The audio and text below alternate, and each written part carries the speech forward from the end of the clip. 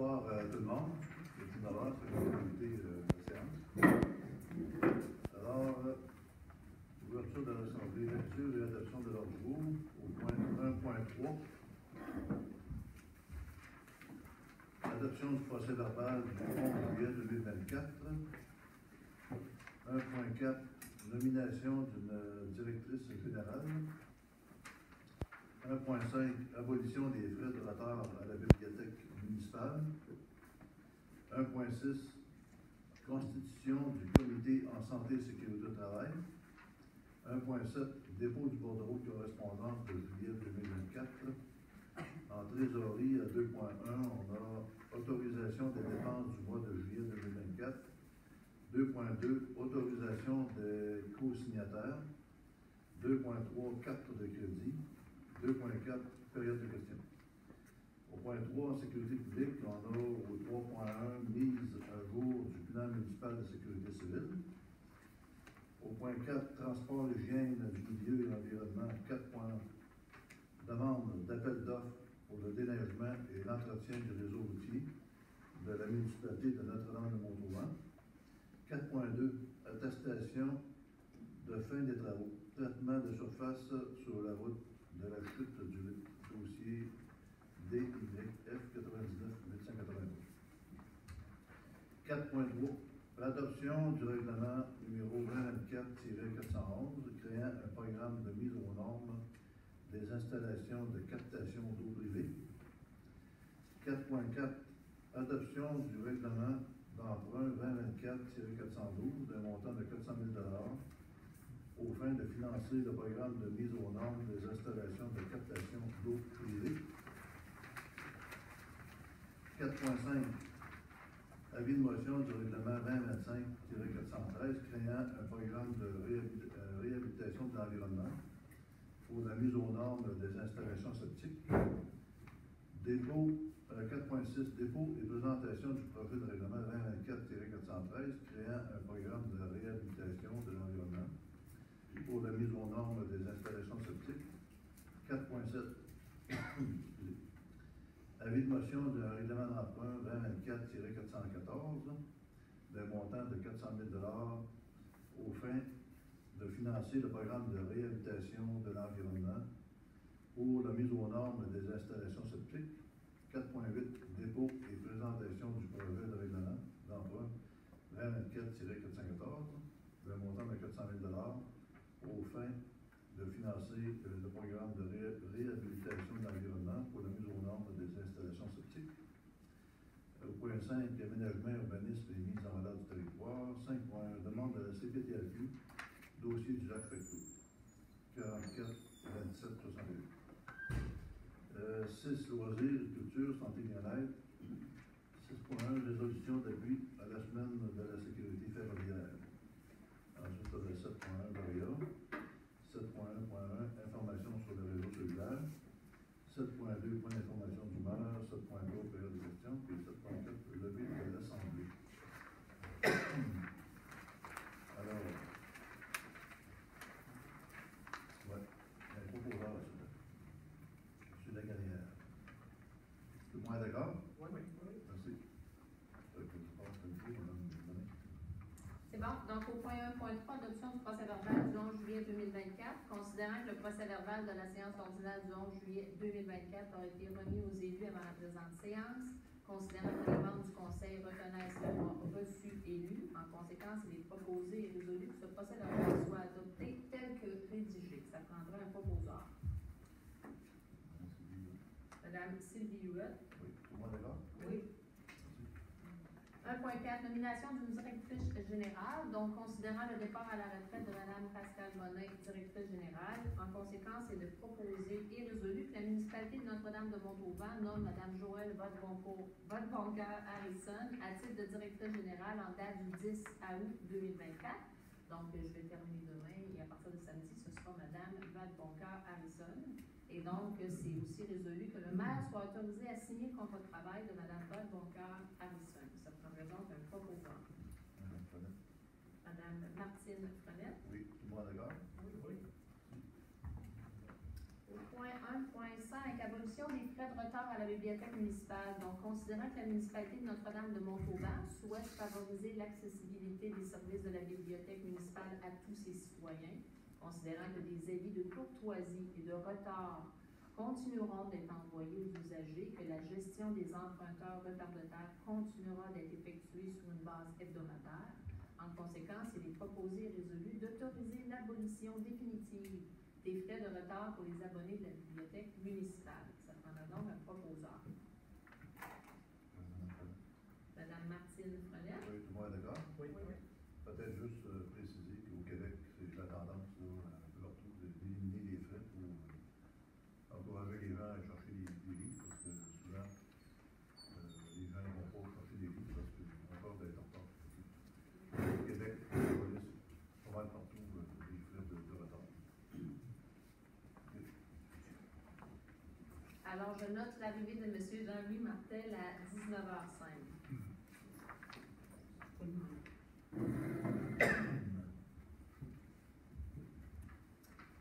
Donc, on est rendu au point 1.6. Constitution du comité en santé et sécurité au travail. Donc, considérant que suite aux nombreux changements de personnel, il y a lieu de mettre à jour la constitution du comité de santé et sécurité au travail, il est donc proposé et résolu de déclarer que le comité de santé et sécurité au travail sera constitué des personnes suivantes. Premièrement, un membre du conseil, donc c'est M. Roger Lagagnère. Il y aura aussi un représentant de la direction et 4 employés municipaux qui représentent respectivement les travaux publics, l'urbanisme, les loisirs et le service incendie. Ça prendra donc un proposeur. Madame Guylaine Gauthier. Tout le monde est d'accord? Oui.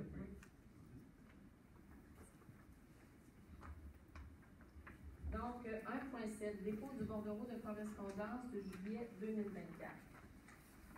Donc, premièrement, nous avons reçu confirmation d'une aide financière du ministère du Transport. C'est 55 000 $. C'est à même le projet d'aide à la voirie locale qui découle de la circonscription électorale de Mme Sonia Lebel. Et c'est pour l'amélioration de la route de la Traverse. Donc, c'était une belle surprise de sa part. Aussi, on a reçu une demande de procéder à l'inventaire complet du parc de réseau d'égouts pluvial de la municipalité par l'OMQ. Au niveau de la sécurité publique, il y a une nouvelle loi qui renforce la sécurité civile. Il y a aussi une loi qui a été édictée sur les centres de communication d'urgence et on nous a envoyé de l'information par rapport aux préparations municipales à faire pour être adaptées aux feux de forêt. Au niveau des affaires municipales et de l'habitation, nous avons reçu la prochaine TEC. Donc, la TEC 2024-2028, donc il y a donc un chevauchement entre la dernière et la suivante. C'est un montant de 676 306 qui a été attribué à la municipalité de Notre-Dame-de-Montauban. C'est moins que le dernier montant auquel nous avions eu droit. Toutefois, il va quand même y avoir possibilité pour la municipalité de répondre aux différentes priorités, soit l'eau potable, la voirie, les bâtiments municipaux, avec ces sommes-là.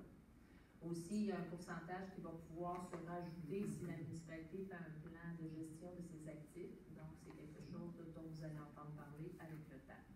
Aussi, le ministère des Affaires municipales nous a sensibilisé à la population, voulu sensibiliser la population concernant la consommation d'eau potable en période de grande chaleur. Donc, c'est sûr, dans le cadre de la stratégie d'économie de l'eau potable, il faut continuer de faire des efforts.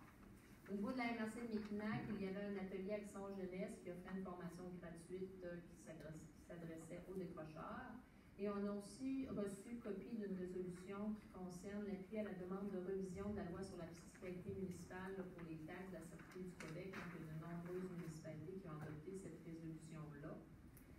Au niveau des comités, organismes et citoyens, le Centre d'action bénévole nous faisait part des changements dans le programme PER pour le programme Sécuricad. Le programme est pris en charge par le cadre ainsi que les coûts reliés. Aussi, le rappel de nouveaux documents pour la lutte aux espèces aquatiques envahissantes nous ont été fournis. La CAPSA nous a aussi mentionné l'histoire d'eau à la rivière Sainte-Anne, donc c'était une promotion qu'ils avaient. Et la TREM, nous avons renouvelé notre adhésion. Donc, ça fait le tour de la correspondance. Nous sommes rendus donc au point 2, trésorerie, autorisation des dépenses du mois de juillet 2024. Donc, attendu que la liste des dépenses a été transmise à tous les membres du Conseil, Il est donc proposé et résolu d'approuver la liste des dépenses telle que déposée pour le mois de juillet 2024. La directrice générale est donc autorisée à procéder au paiement des dépenses et figurants pour un total de 363 153,46. Ça prendra donc un proposeur. Monsieur Roger Lagagnère. Moi, d'accord? Oui.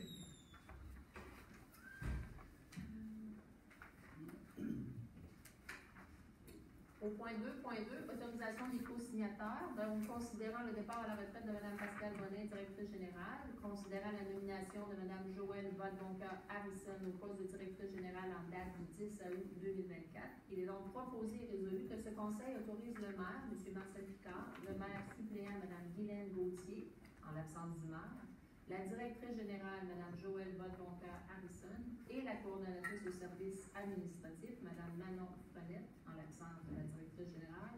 Donc, ces gens-là sont co-signataires pour et au nom de la municipalité de Notre-Dame-de-Montauban de tous les documents, ainsi que des documents relatifs au compte de la municipalité sous le folio 440577. Ça, c'est un compte chez Desjardins. Et aussi que ce soit stipulé qu'il doit toujours y avoir la signature d'un membre du conseil et la signature de l'administration en tout temps. Donc, c'est comme ça pour l'ensemble des chèques. Là, il y a toujours la signature du maire ou du maire suppléant et de la direction générale ou de la coordonnatrice administrative. Donc, ça prendra donc un proposeur. Madame Sylvie Huot. Moi, d'accord? Oui. Maintenant, les cartes de crédit. Donc, considérant qu'un changement de nom doit être fait auprès de Desjardins pour la carte de crédit de la directrice générale, considérant qu'il y a lieu de munir. Il est donc proposé et résolu que ce conseil autorise Mme Manon Frenette, qui est coordonnatrice au service administratif, à effectuer auprès de Desjardins les modifications suivantes. Donc, l'ajout d'une carte au nom de Mme Joëlle Vadeboncoeur-Harrison, directrice générale, au montant de 5 000 $ et cancellation de la carte au nom de Mme Bonin, qui était au même montant, 5 000 $. Ça prendra donc un proposeur. Mme Martine Frenette. Oui. Tout le monde est d'accord? Oui. Donc, à la première période de questions.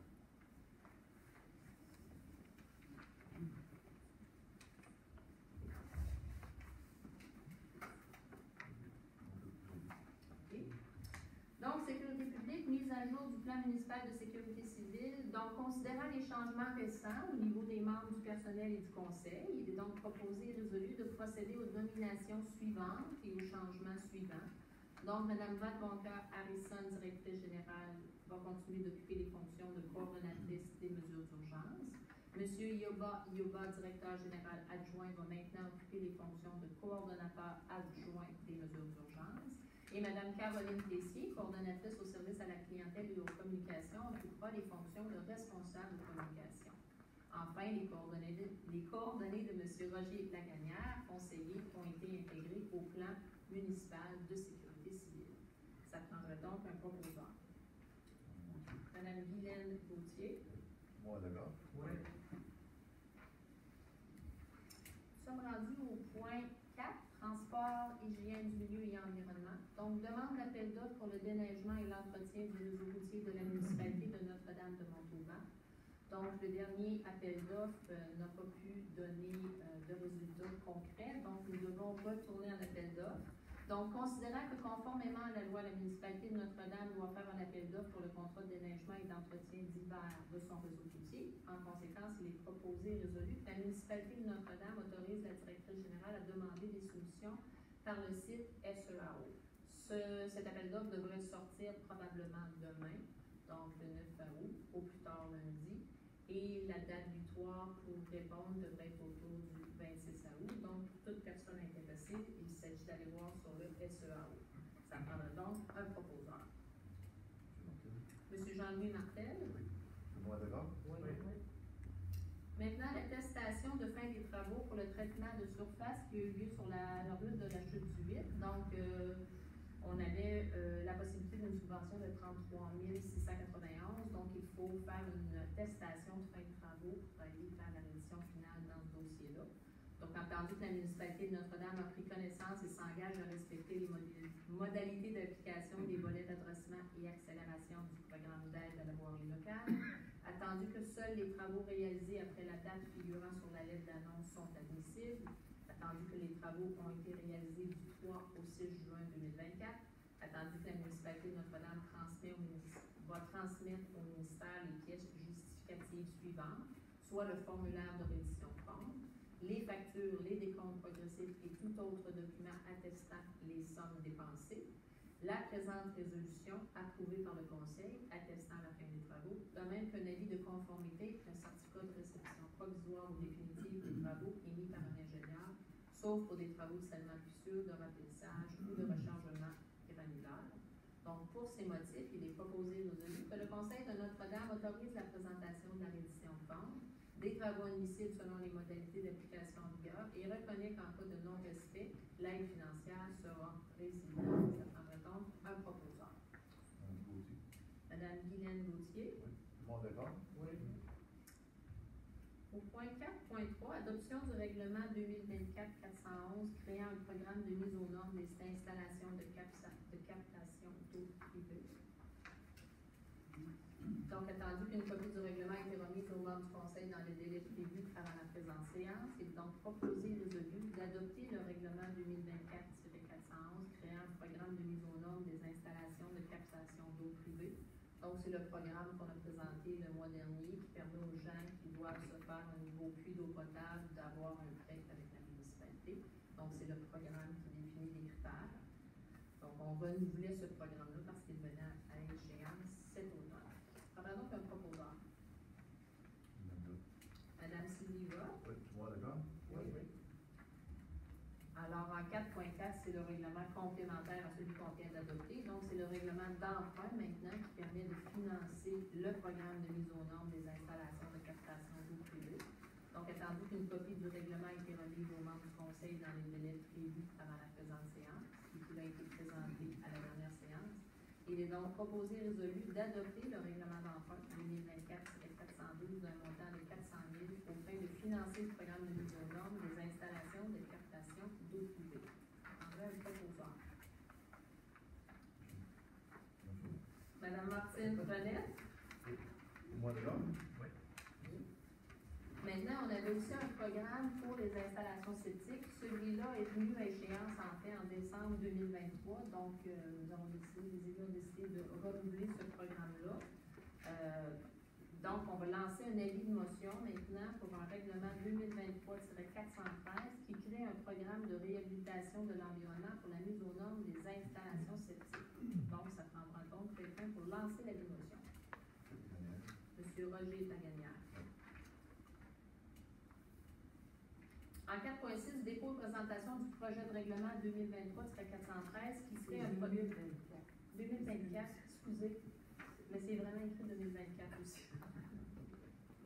Donc, dépôt et présentation du projet de règlement 2024-413 qui crée un programme de réhabilitation de l'environnement pour la mise aux normes des installations septiques. Donc, à l'arrière, vous avez le règlement d'emprunt, le 2024-414 que j'ai laissé, mais en annexe. Le programme est là, c'est pour ça que je n'ai pas fait une copie pour pas que vous ayez pas gaspiller du papier pour rien. Donc, si vous allez dans le document que vous avez, l'annexe 1, c'est le programme, le 2024-413. Donc, ce que ça vient faire, bien, comme je vous dis, on avait déjà ce programme-là, il est venu à échéance le 31 décembre 2023. Donc, avec la nouvelle mouture, c'est les mêmes conditions pour être éligible à un emprunt, dans le fond, avec la municipalité. Lorsque l'on fait, on a besoin de mettre à niveau son installation septique. Donc, les secteurs visés, bien, ça s'applique sur l'entièreté du territoire. Les conditions, bien, il faut d'abord avoir une étude de caractérisation des sols. L'installation septique ne doit pas représenter une condition pour l'émission d'un permis de construction. Donc, ça veut dire que c'était déjà une installation. L'installation septique aussi doit être pour une construction existante dont l'installation septique doit être mise aux normes. Et l'installation septique de remplacement doit être construite conformément au règlement sur l'évacuation et le traitement des eaux usées et avoir fait l'objet d'un permis émis à cette fin par la municipalité. Et aussi, le propriétaire devra avoir adressé une demande de prêt à la municipalité et l'immeuble doit être pour un usage résidentiel. Le prêt, c'est un maximum de 20 000 $. Le prêt consenti par la municipalité portera intérêt au taux obtenu par la municipalité pour l'emprunt et l'administration du programme est confiée à la direction générale.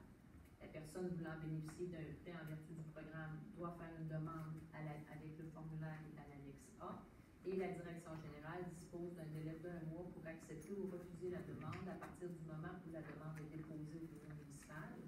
Et le versement du prêt est effectué dans un délai d'1 mois après que le demandeur aura produit les documents requis à l'article 4 du présent règlement, donc l'annexe B. Et le prêt sera consenti que si des fonds sont disponibles à cette fin, soit par l'entrée en vigueur d'un règlement prévu à cette fin jusqu'à l'épuisement des sommes disponibles ou par toute autre décision du Conseil. Et le remboursement du prêt se fait sur une période de 20 ans par versement annuel à compter de l'exercice financier qui suit le versement du prêt. Et en vertu de l'article 96 de la loi sur les compétences municipales, la somme due annuellement à la municipalité en remboursement du prêt, capital et intérêt, est assimilée à une taxe foncière et donc payable de la même manière. Ça veut dire que ça reste à l'immeuble en cas de vente. Et le programme sera financé par un emprunt effectué par la municipalité sur 20 ans et remboursable par le Fonds général d'administration. Et la durée du programme, on renouvelle pour 4 ans, donc c'est jusqu'au 31 décembre 2028. Oui, là, c'est juste sur 20 ans, mais quelqu'un qui emprunterait rien que 5 000, pourquoi je fais des histoires 20 ans, peut-être à la discrétion du contribuable, s'il veut raccourcir le terme? Oui, ben oui. Ben, on peut rajouter la phrase que il doit y avoir un versement. On peut dire maximum 20. Oui. Ben, je vais écrire le remboursement du prêt se fera sur une période de 20 ans par versement annuel à compter de l'exercice financier.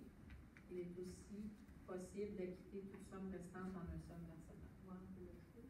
Oui, il est aussi possible, je vais juste l'écrire, d'acquitter. Que ce soit possible. Toute somme restante en un seul versement.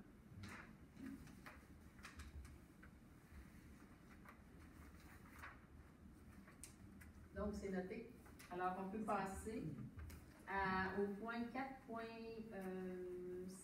avis de motion du règlement d'emprunt, maintenant 2024-414, d'un montant de 400 000 $ aux fins de financer le programme de réhabilitation de l'environnement pour la mise aux normes des installations septiques.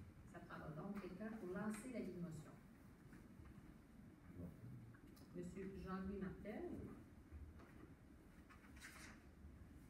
Alors, en 4.8, maintenant, c'est le règlement qui accompagne, donc c'est le début du document que j'ai laissé à l'arrière. Donc, c'est le règlement d'emprunt. Donc, si nous allons voir les articles, article 1, afin de financer le programme de réhabilitation de l'environnement pour la mise aux normes des installations septiques développé par le règlement 2024-413, donc copie est joint au présent règlement en annexe 1. Le Conseil est donc autorisé à dépenser et à emprunter une somme maximum de 400 000 $ qui inclut les frais de financement remboursables en 20 ans. Le détail des dépenses est joint au présent règlement à l'annexe 2. Aussi, le Conseil est autorisé à effectuer annuellement, durant le terme de l'emprunt, une portion des revenus généraux de la municipalité pour pourvoir aux dépenses engagées relativement aux intérêts et au remboursement en capital des échéances annuelles de l'emprunt, conformément à l'article 1072 du Code municipal du Québec. Enfin, le Conseil approprie spécialement au paiement de l'emprunt les deniers qui seront retrouvés annuellement en remboursement des frais consentis en vertu de l'article 2024-413, ce qui crée le programme de réhabilitation de l'environnement pour la mise aux normes des installations septiques jointes en annexe. Donc, ceci représente le dépôt et la présentation de ce règlement d'emprunt. Comme entendu, on peut se rajouter la même phrase dans le livre? Oui, bien la phrase, en fait, en étant déjà dans le 413, quand ça va venir en annexe, ça va être le bon 413. Ah, c'est bon. Oui, fait que la phrase va être rajoutée. Au point 5, aménagement, urbanisme et mise en valeur du territoire. Donc, demande à la CPTAQ dans le dossier du lac Pecto, c'est demande numéro 442768.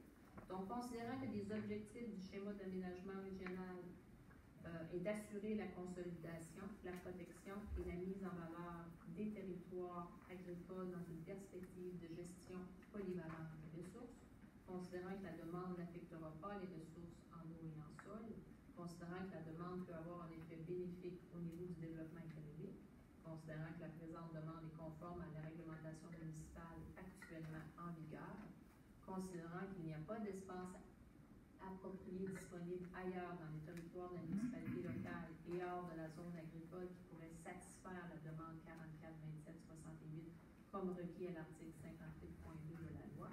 En conséquence, il est proposé et résolu que le Conseil municipal de Notre-Dame appuie la demande d'autorisation 44-27-68 de l'entreprise 90-70-9304 Québec incorporée auprès de la CPPEQ et que cet appui n'engage nullement la municipalité de Notre-Dame-de-Montauban à défrayer les coûts inhérents à la mise à niveau ou l'entretien d'infrastructures liées à ce projet. Donc, ça prendrait un proposeur. Monsieur Jean-Louis Martel. Moi, d'accord. Oui. Au point 6, loisirs et culture, donc 6.1, résolution d'appui à la semaine de la sécurité ferroviaire. Donc, attendu que la semaine de la sécurité ferroviaire aura lieu au Canada du 23 au 29 septembre 2024, attendu que 232 incidents liés à des passages de niveau et à des intrusions se sont produits au Canada en 2022, entraînant 66 décès et 43 blessures graves évitables. Attendu que l'éducation et l'information du public sur la sécurité ferroviaire, en rappelant au public que les emprises ferroviaires sont des propriétés privées, en sensibilisant le public aux dangers associés au passage à niveau, en s'assurant que les piétons et les automobilistes sont attentifs et à l'écoute et à proximité des voies ferrées et en respectant le code de la route. Donc, attendu que tous ces éléments-là vont aider à réduire le nombre de décès et de blessures évitables causés par les incidents impliquant des trains et des citoyens. Attendu qu'Opération Gare au train est un partenariat public-privé dont la mission est de travailler avec le public, le secteur ferroviaire, le gouvernement, les services de police, les médias et autres organismes pour accroître la sensibilisation à la sécurité ferroviaire. Attendu que le CN demande au Conseil municipal d'adopter la présente résolution afin d'appuyer ces efforts soutenus déployés pour sensibiliser les gens, sauver des vies et prévenir les blessures dans les collectivités, y compris sur le territoire de notre municipalité, et donc proposé et résolu d'appuyer la Semaine nationale de la sécurité ferroviaire qui se déroulera du 23 au 29 septembre 2024. Ça prendra donc un proposeur. Madame Guylaine Gauthier. Oui. Moi, d'accord. Oui. On est donc rendu au point 7, 7.1 du Paria.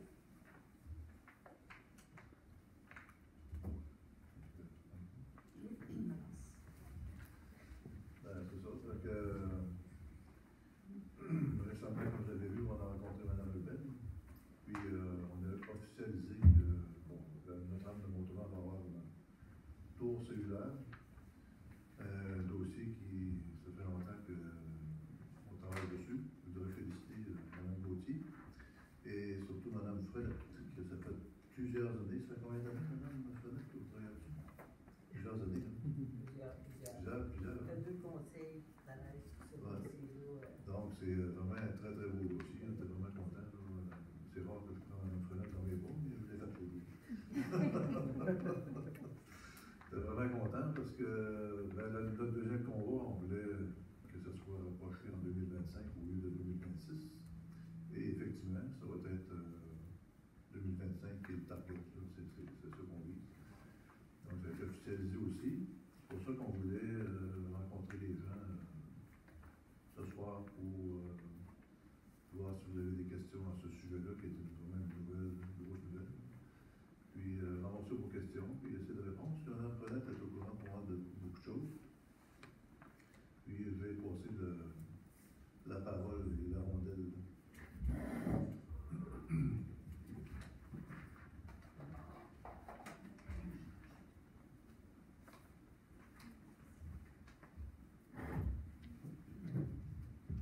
Bonsoir tout le monde.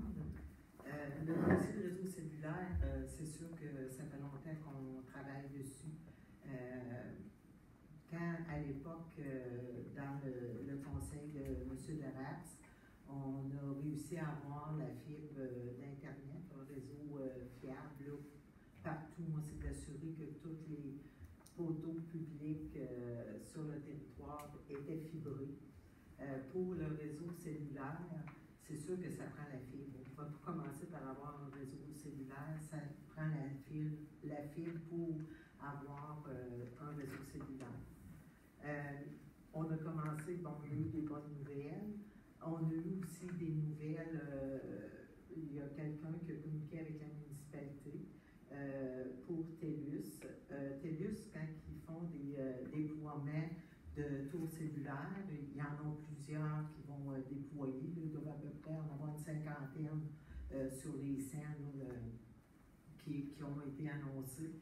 Je pense qu'eux autres, il y avait 69,5 millions qu'ils recevaient pour leur partie sur 170 millions.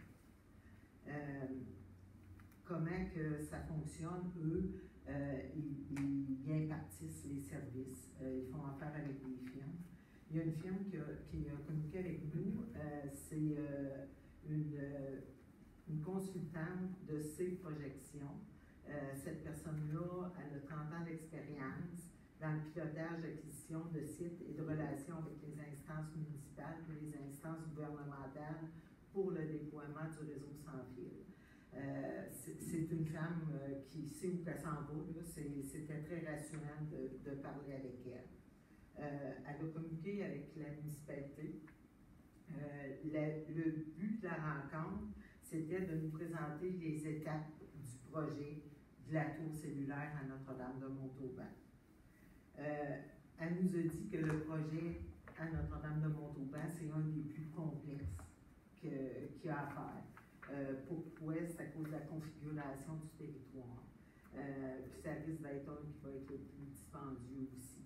Elle nous a nommé aussi le nom du chargé de projet chez TELUS. Moi, j'ai fait affaire avec un chargé de projet qui s'appelait Samuel Saint-Laurent à l'époque pour la fibre. C'est des gens qui sont habitués à faire des projets, puis j'ai hâte de rencontrer ce monsieur-là, là, parce que s'il est aussi professionnel que M. Saint-Laurent, ça va bien travailler avec ces personnes-là.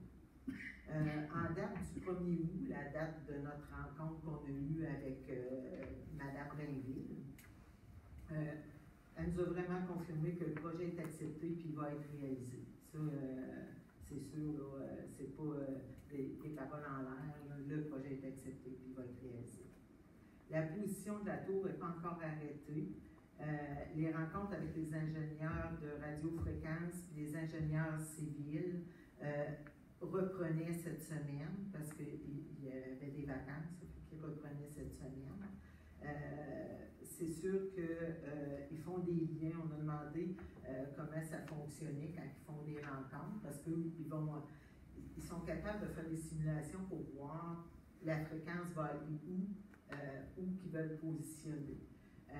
Fait que c'est sûr qu'eux autres, ils font des liens avec des transitions actuelles et futures, parce qu'il va y avoir d'autres tours qui savent qu'ils s'en viennent proche. Fait que, ils placent tout pour essayer de couvrir le plus possible. Après ça, c'est sûr qu'ils regardent aussi pour couvrir les routes, comme la route 367, mais ils regardent aussi pour couvrir le plus de citoyens possible. Nous, la municipalité, qu'est-ce qu'on a demandé? C'est que le site qui va être identifié offre la plus grande et la meilleure couverture possible. C'est sûr qu'ils vont regarder ces aspects-là. Nous, on reste quand même à l'écoute puis à l'affût de qu'est-ce qui va se passer pour les parties qui ne seront pas couvertes, parce qu'il va y avoir des suites aux programmes qui ont mis en place. C'est sûr qu'on va continuer à travailler là, dans cette optique-là. Non. Il y a des positions potentielles qu'on a discutées avec eux et il y en a plusieurs mais on ne sait pas l'impact des fréquences. Eux vont nous revenir avec la plus optimale. Quand le site va être déterminé, c'est sûr que là, il va y avoir une entente avec le propriétaire du terrain qui va devoir être prise, là, TELUS ou le gouvernement. C'est pas la municipalité, c'est vraiment le projet qui s'occupe de ça. Ils n'ont pas besoin de permis de construction. La grandeur du terrain, d'après ce que je comprenais, c'était à 80 mètres par 80 mètres. Il va falloir qu'il y ait un chemin d'accès pour être en mesure de monter un redémix, parce qu'il va y avoir une fondation. Et Il va aussi avoir besoin d'une grue pour monter la tour. Ils vont aussi monter une ligne électrique, puis il faut qu'ils montent la fibre, parce que ça prend de la fibre là, pour leur équipement. Habituellement, une tour, ça a 3 antennes distinctes qui diffusent de l'énergie. Puis la façon qu'elle nous expliquait ça, les ondes, ça se propage un peu comme la lumière. Elle dit imaginez-vous une lampe de poche. Fait qu'une lampe de poche, si mettons je me promène avec ma lampe de poche, ben ça serait pareil comme où le signal vaut. Mais s'il y a une montagne ou s'il y a des arbres, ben c'est sûr que l'énergie est réduite, puis est redirigée. Fait que c'est tout ça qu'il faut qu'ils regardent pour être capable de couvrir le plus possible. Une autre chose qu'elle nous a dit, elle nous a dit que même si les sous viennent du provincial, le déploiement du projet est géré par Innovation, Sciences, Développement économique Canada. Fait que c'est sûr qu'il faut vraiment suivre les étapes demandées par le gouvernement fédéral. Fait qu'il y a beaucoup d'étapes avant de commencer les travaux de construction du chemin, de la tour, des équipements, la mise en service, la sécurisation du site aussi. Ça va être une infrastructure qui va être clôturée. Il va y avoir des protocoles de consultation. La première, c'est avec l'autorité responsable du sol, la russe, c'est les municipalités. Ça, c'est comme ça dans tous les projets de tours cellulaires. Le protocole de communication, de consultation est commencé. On a eu une rencontre déjà avec eux, ça va se poursuivre. Ils vont donner de l'information sur l'installation de la tour, les emplacements possibles, stratégiques aussi, qu'est-ce qui est le plus stratégique possible. Ils vont s'assurer d'assurer une couverture cellulaire optimum en réponse à la demande du public. Nous, on a dit que la majorité de la population, c'est sûr qu'elle voulait un réseau cellulaire fiable. C'est sûr qu'il va être regardé. Aussi, il va y avoir un document qui va être préparé. Ce document-là, il présente le projet avec des photos. Puis ça va être présenté à la municipalité. Suite à tout ça, il va y avoir aussi une résolution du conseil qui va être exigée pour être en mesure après de déposer ça au fédéral. Il va aussi avoir une consultation publique. Vous allez voir, là, en septembre, probablement, il va y avoir un avis public dans le journal local. Puis, vous allez avoir probablement la même information, les mêmes documents, ou pas mal, en tout cas, semblables, d'après ce qu'on comprenait, qui va présenter le projet. C'est sûr que nous, on ne veut pas prolonger les délais, parce que tantôt, quand Marcel disait on aimerait ça en 2025, bien, ça va dépendre de toutes ces consultations publiques-là. Fait que nous, si ça ne fait pas, on va faire une édition spéciale pour l'éveil, pour émettre la consultation, la vie publique, puis les documents aussi, là, s'il faut émettre une édition spéciale, on va le faire. Il va y avoir des commentaires qui vont être demandés aussi. Autant quand ils nous parlent, nous, la municipalité, si on a des commentaires, on le dit live pour que ça aille quand même, que ça avance vite. Les commentaires des gens, ils vont donner une période de 30 jours s'il y a des commentaires. Puis après ça, il va y avoir aussi une troisième étape, c'est selon la position de la tour. Si, mettons, là, je vais vous donner un chiffre, mais c'est pas ça en tout, je n'ai pas les compétences pour vous dire, là, mais mettons que la tour mesure 100 pieds, bien, il va y avoir un rayon 3 fois 100 pieds, ça veut dire 300 pieds, qui va faire 3 fois la hauteur de la tour, autrement dit, que tous les propriétaires ou les locataires de terrain ou de l'eau touchée vont recevoir un avis aussi. Puis, ils vont devoir aussi donner leurs préoccupations, s'ils ont des préoccupations, dans les 30 jours. Après ça, s'il y a des préoccupations, là, il y a un processus de réponse qui prend 2 semaines. Puis là, après, ben là, s'il y a d'autres préoccupations, on recommence encore un audition. Fait que c'est sûr qu'eux, ils ciblent vers la mi-septembre ou fin septembre pour les dossiers de consultation. Par contre, on leur a demandé s'il y a des questions faire fort tout de suite pour accélérer les sites. Fait qu'elle a dit oui. Elle dit si vous avez des questions, je vous invite à me les transmettre, puis nous, on va donner suite. Après les rondes de consultation, le projet peut commencer. Fait qu'eux, le souhait, ben c'est à la fin de l'automne ou au début de l'hiver que le projet commence. Ça veut dire que, bon, là, s'il faut couper les arbres, ben, on va pouvoir couper les arbres, il va falloir tout faire qu'est-ce qu'il faut avoir. Puis après, ben là, ça va être monter la tour, faire la plateforme, monter la tour, puis monter des poteaux d'Hydro-Québec aussi. Fait que pour être proactif, nous, on invite la population, là, si vous avez des questions avec l'arrivée d'une tour cellulaire, les envoyer à info.ndm@regionmépinac.com, tout ensemble. Puis nous, on va les faire parvenir là, à Mme Rainville. Fait que c'est qu'est-ce qu'on sait actuellement sur le projet. Mi-septembre, ça arrive vite. Fait qu'on espère là, que les consultations publiques vont se faire rapidement. Mais tu sais, la femme, là, elle sait vraiment où elle s'en va. Moi, j'en ai déjà fait des projets, pas de ce type-là, mais c'est très rassurant de voir l'expertise qu'elle a. Puis comment elle ses approches aussi. C'est vraiment plaisant. Fait que ça fait le tour. C'est beau?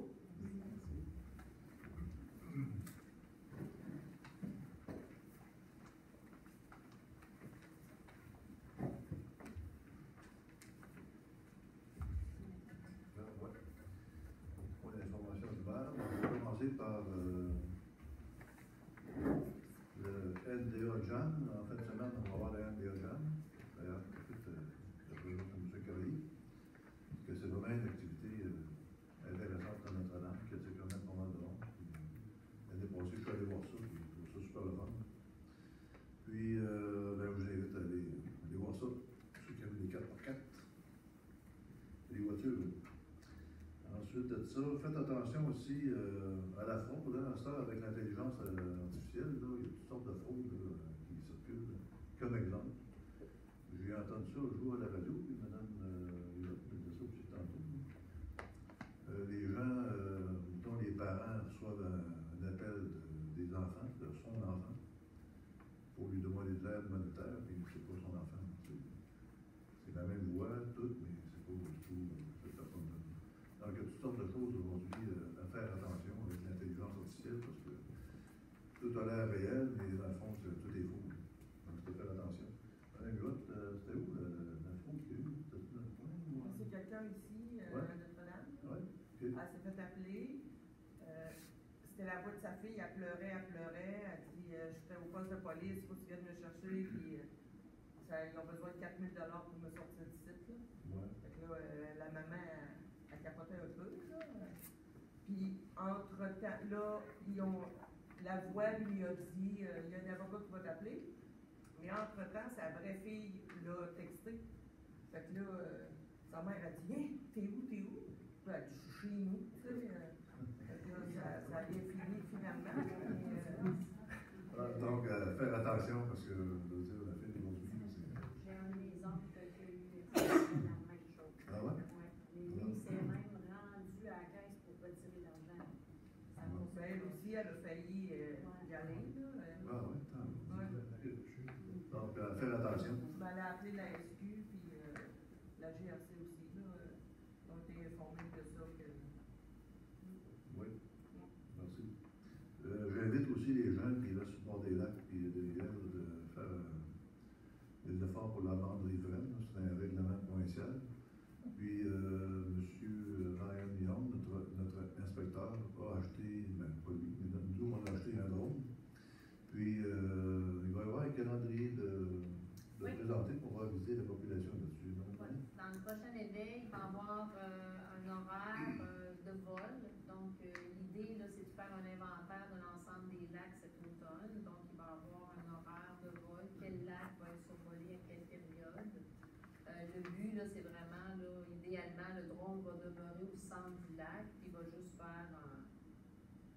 survol là, à partir du centre du lac pour avoir une idée des bandes riveraines. Puis suite à cela, les gens vont recevoir un avis, ça va être un publipostage, mais les gens vont recevoir si on voit que la bande riveraine n'est pas adéquate, les gens vont se faire dire que votre bande riveraine ne rencontre pas les normes. Donc, ce sera au propriétaire ensuite de contacter la municipalité. Mais le but, c'est de faire l'inventaire de la situation par drone cet automne avec un horaire a priori, là, soit dans les veilles, soit dans des publications à part. OK. Merci. Un petit mot, je sais que j'en parle souvent, puis ça ne bouge pas, mais il faut le pareil. ES Gold, le nouveau directeur général m'a appelé tantôt. Il s'appelle Paul Mastantuo, il parle français. Puis il me disait que dans une semaine, pas dans une semaine, moitié, Notre-Dame de Montourelle avec des gens qui travaillent sur la métallurgie. Puis ils vont faire des tests sur les métaux à Montourelle pendant une semaine. Ça fait drôle un peu parce que tu sais, des fois tu dis ça bouge pas, c'est mort, mais sauf qu'il y a tout le temps quelque chose qui se passe pareil. Je sais pas, je vis d'espoir dans ce dossier-là. C'est quand même un dossier intéressant, parce qu'il y a quand même une trentaine d'emplois, donc il ne faut pas longtemps mon ça. Finalement, le dernier point, c'est, je voudrais dire un gros merci à Mme Bonin pour sa dernière séance. Puis, je voudrais que vous soyez avec moi pour l'applaudir, parce que Mme Bonin a fait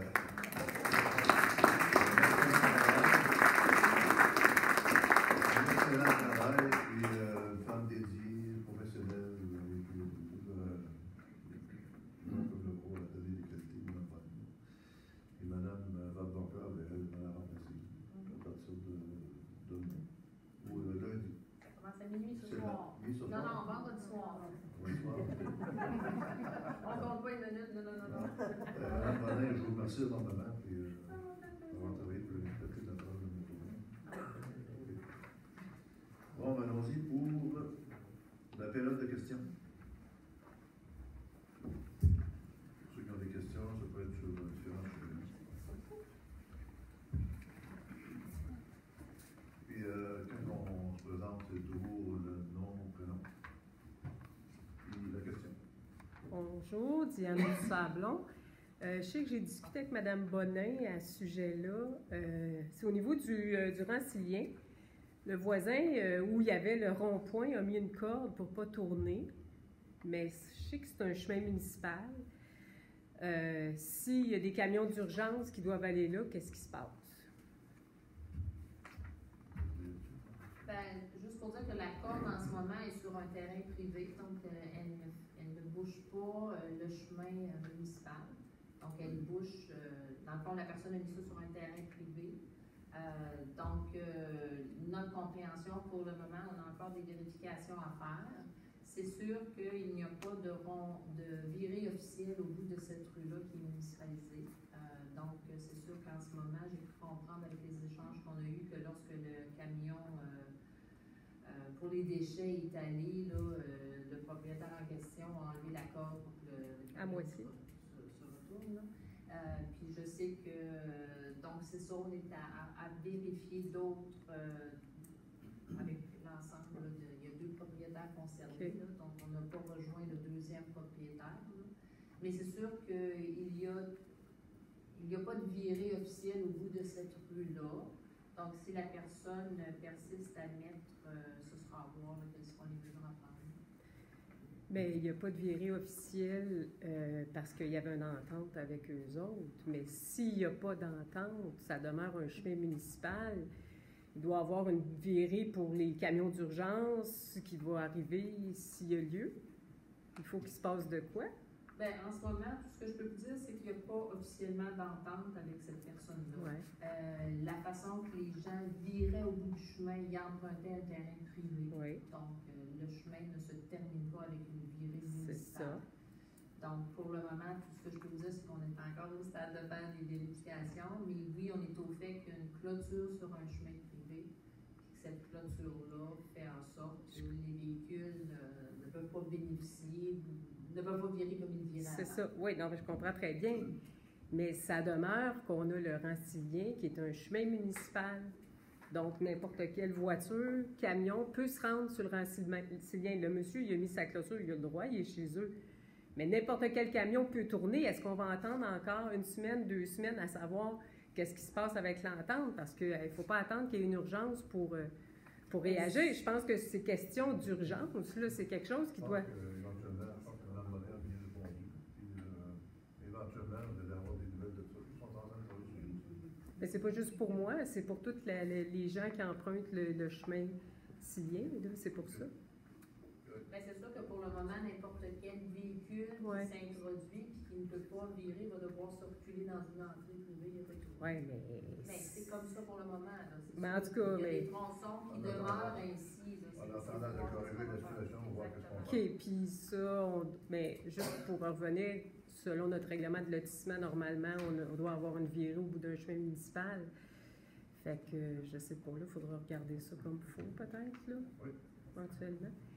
Puis, je me demandais, est-ce que c'est possible, Mme Bonin, avant que vous quittiez, de m'envoyer la résolution demandée au point 5.1 pour la demande de CPTAQ, s'il vous plaît? J'en fais la demande officielle, là. Vous voulez une copie de la résolution? Oui, s'il vous plaît.